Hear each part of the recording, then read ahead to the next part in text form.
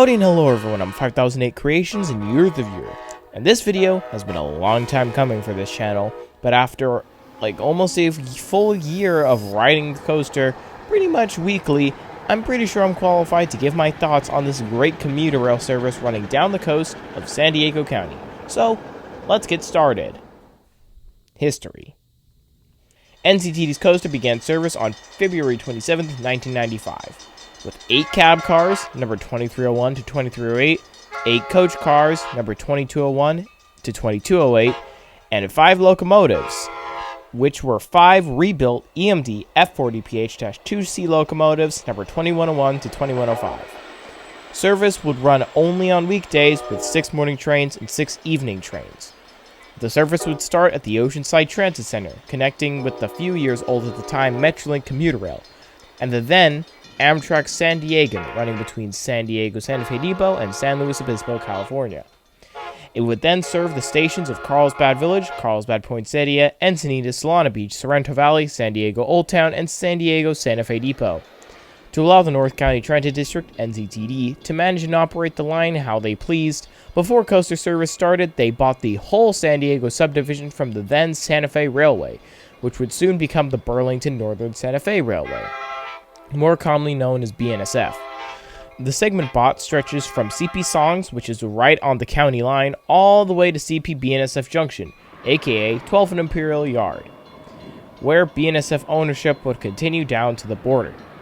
BNSF and NCTD reached a few agreements so that way both could share the line, both getting what they wanted out of it. Granted, these rules are still very loosely followed.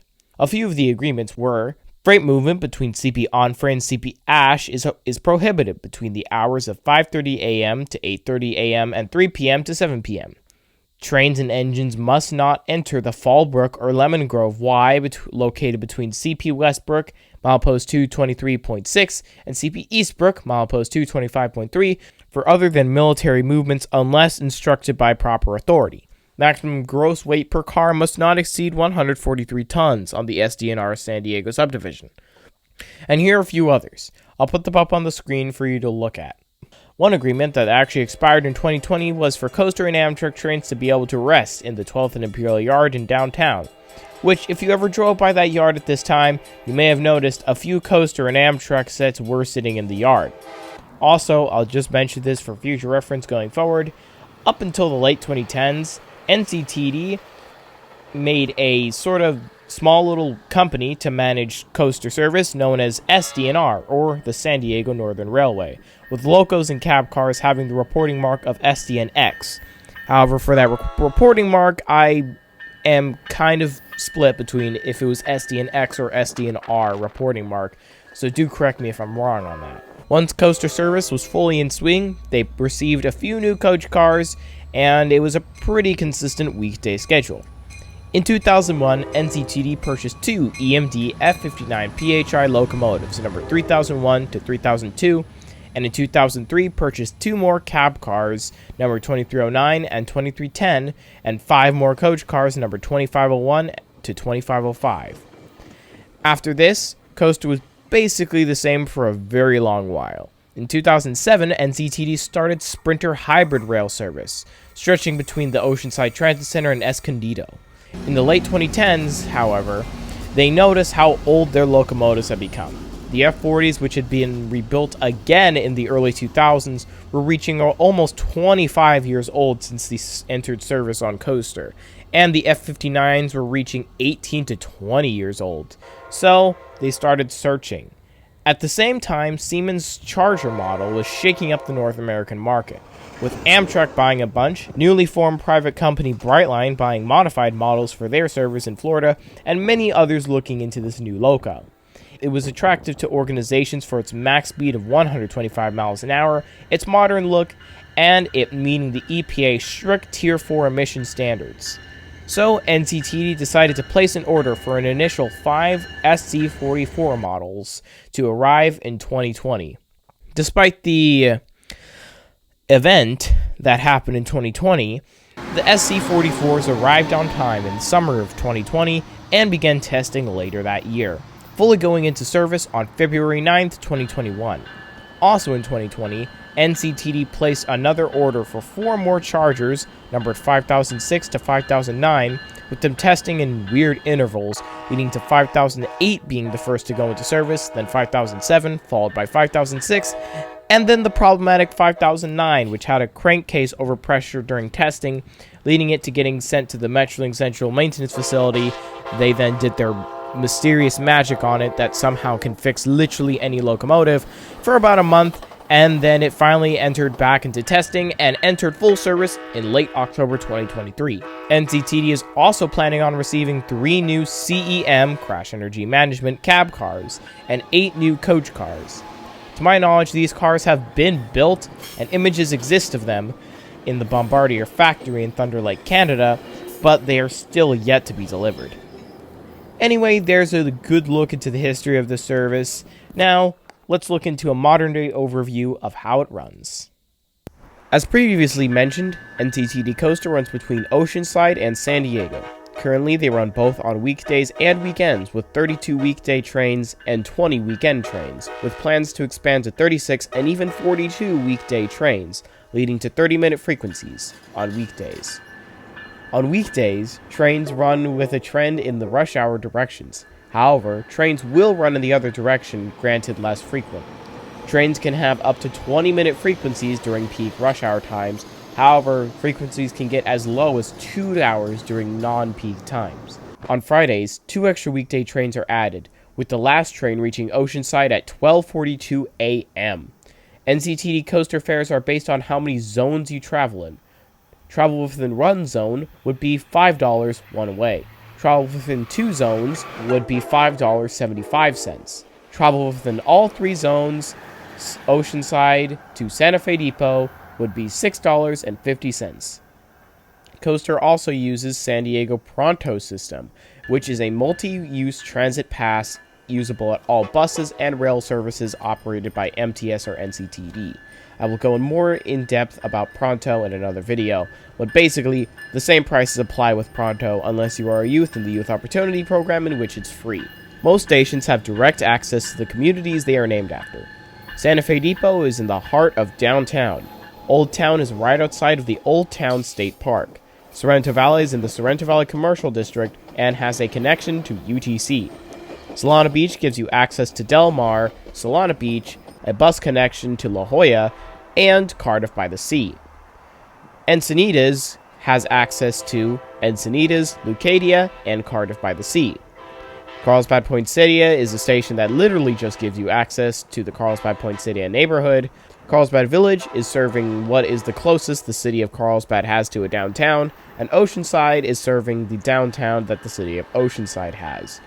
Most stations have pretty close access to all the communities they should be serving. Sorrento Valley being the most disconnected one, but this is made up for by the previously mentioned connection buses to the nearby areas. In general, the system is a pretty good backbone for transit in San Diego, and is getting close to being pretty great.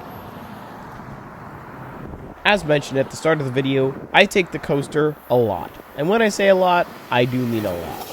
There was a point in around May of this year, 2023, where I was taking it almost every other day. The way this review will work is first I will walk you through my usual ride on the coaster. Along the way, I'll mention a few pros and cons about the ride, and then I will say some future improvements that will build the system quite well. So let's get started with that. My usual ride. With me living in the southern section of San Diego County, I usually take my local bus or ride my bike to the local MTS trolley station. I will then take my trolley over to Santa Fe Depot and board my train. One thing I like to mention is I usually take coaster on weekends as I go up to Carlsbad Village for, well, I think we all know what. But if today's a weekday, then I basically follow the same schedule as closely as I can. Anyway, continuing on, I board my usual train, which is either coaster 671 or 673, depending on how early I'm willing to get up that day, and I head off to Carlsbad. On board the coaster, it's a pretty nice ride.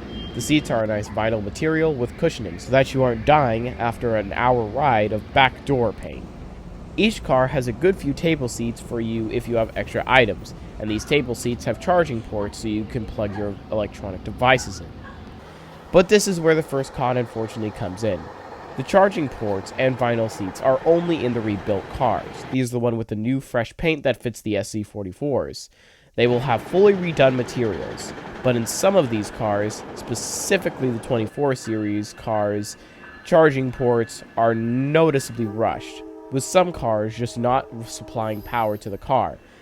And, to continue with the charging ports, they are only at table seats, which in the newer 25 series cars are very few, and in all cars are only in the top floor.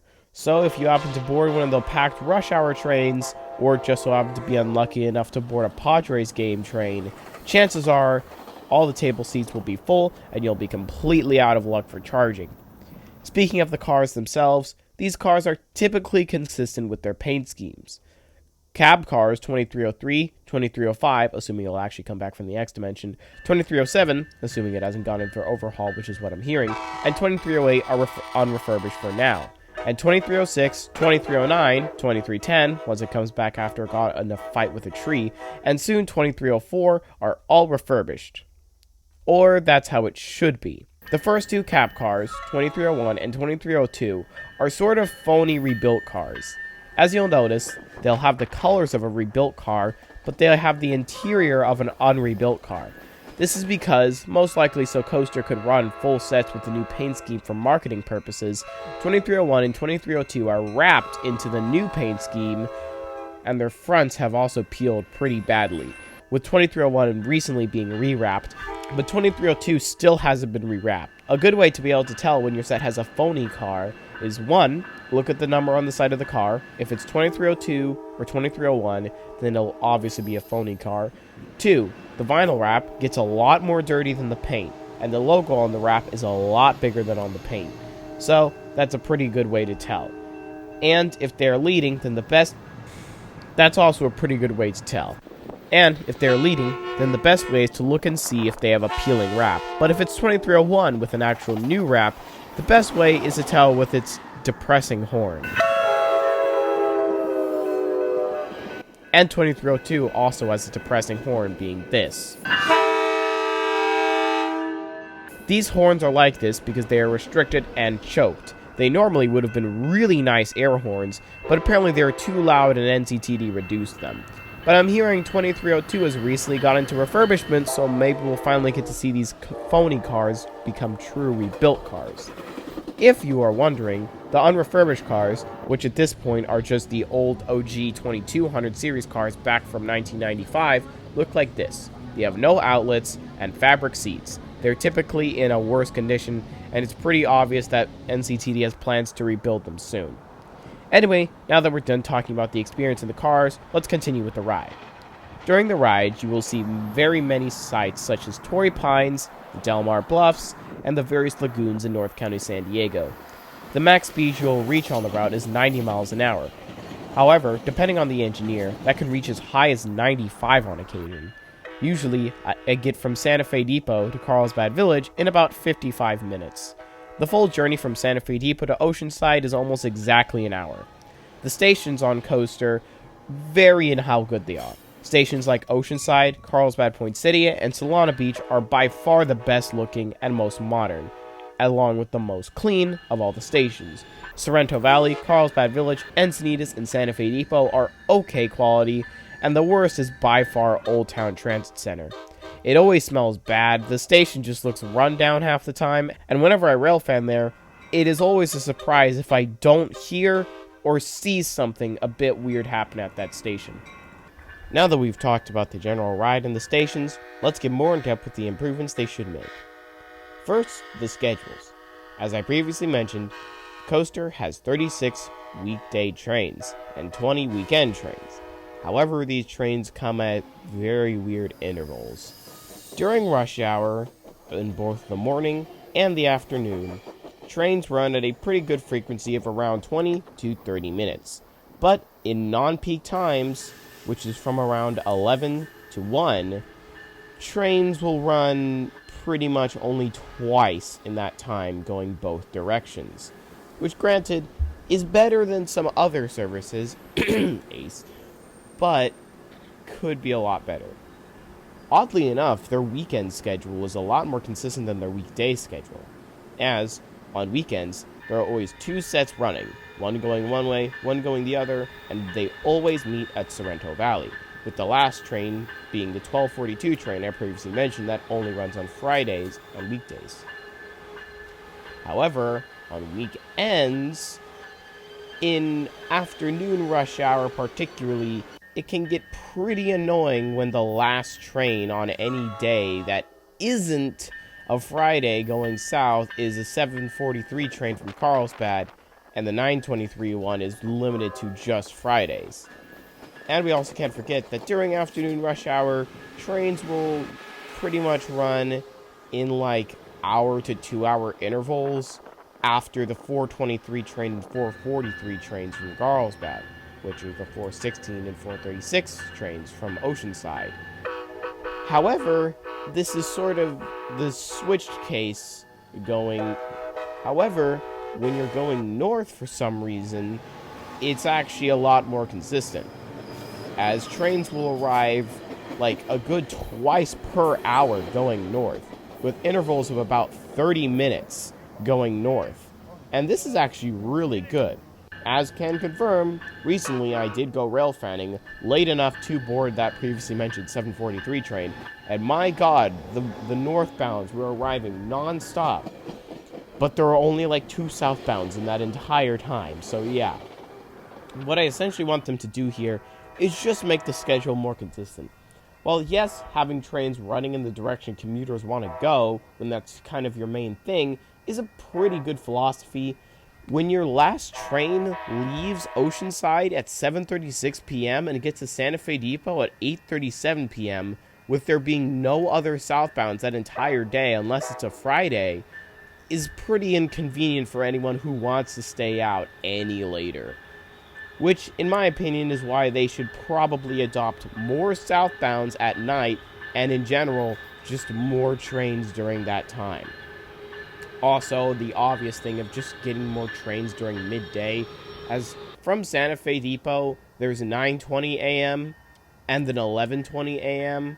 with no trains in between that, and then after 11:20, it's 1:20, and then 3:40, and then 4:20, which is it just isn't the best it could possibly be. And while yes, 3:40 to 3:20 is better than 11:20 to 1:20, it could be so much better.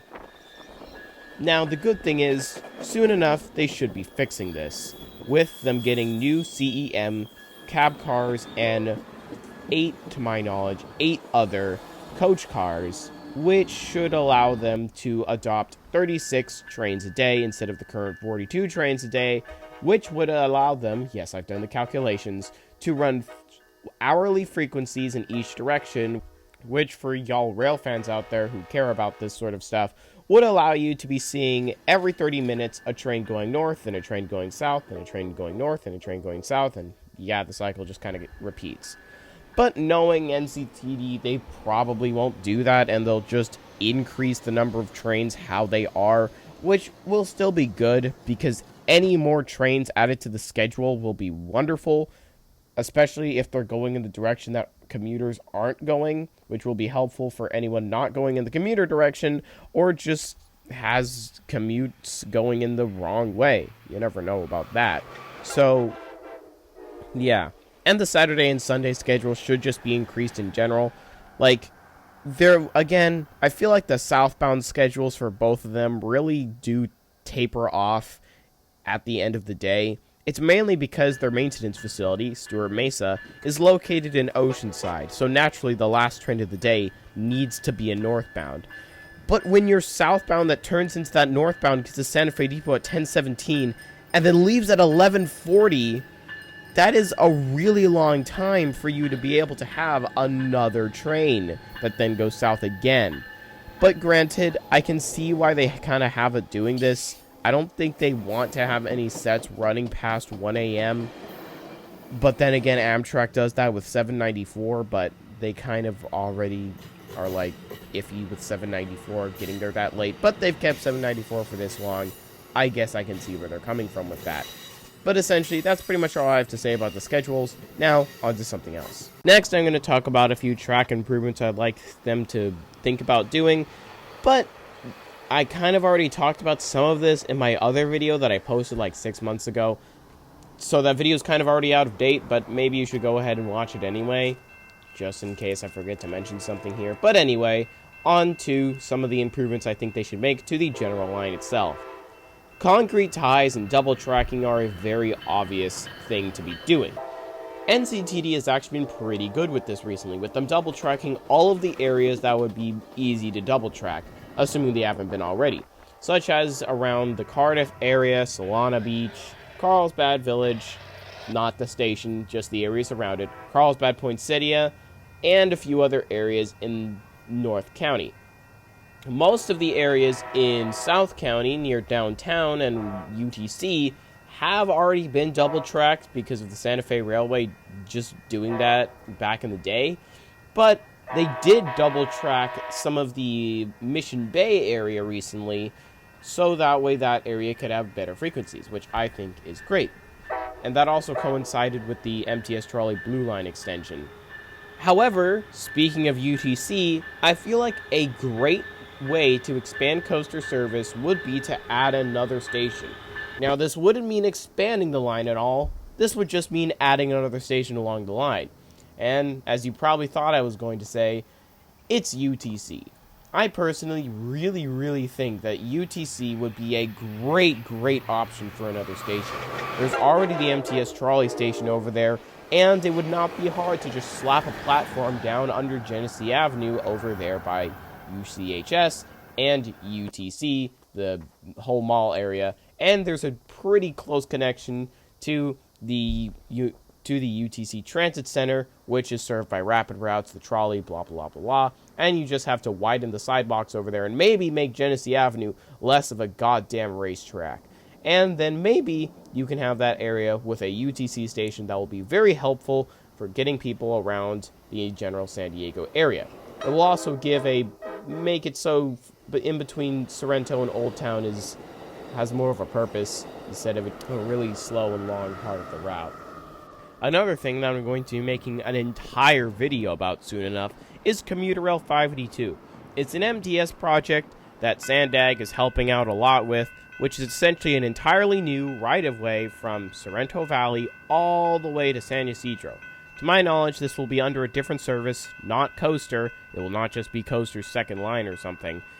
And it will be a very good way of connecting more people via rail, as East County has like the green line and the orange line, and that's it. If you want to access the coaster, you're gonna have to take one of those lines to the nearest coaster station, which is usually on the coast.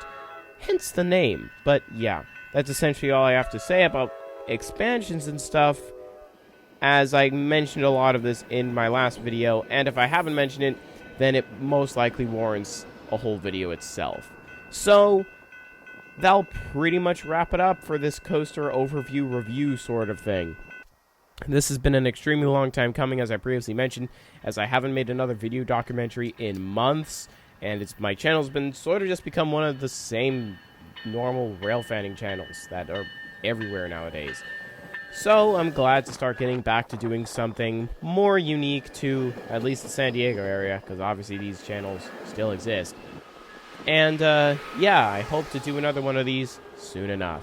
So, as I previously said, that'll be it for this video. I hope you liked it, because I know that my computer is going to hate exporting this thing.